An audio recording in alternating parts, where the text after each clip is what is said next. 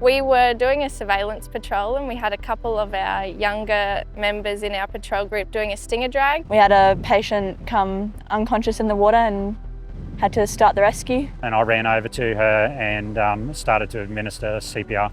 I just instantly ran up, got the defib and the oxygen and brought it down. It was a high tide on the day, so we were all in quite close proximity.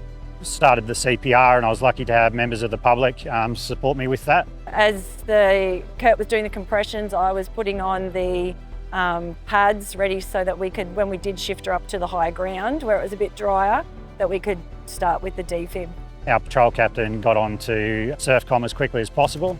We kept everyone away from her, so just making sure that the people doing CPR had clear space. And just thinking through our doctor's ABCD, our steps on how to approach the patient. It was confronting to see, but I also trusted my team and their abilities. I didn't really have time to think about it, so it's something that I probably had to process a lot more after the event rather than at that point in time. It was very confronting because I haven't been faced with that situation before in all my years of patrol.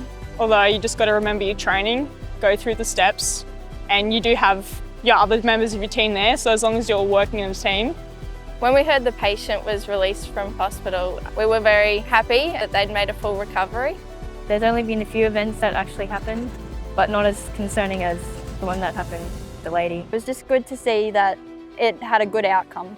The thing that made it the best for us is that we went through all of that and we had a successful outcome. And to have family come back to the club and acknowledge the efforts that we put in was amazing.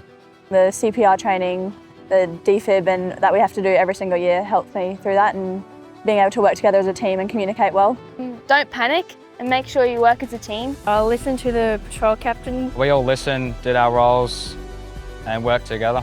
Trust your training. We're very fortunate that Life Saving do give us the skills, and trust your team.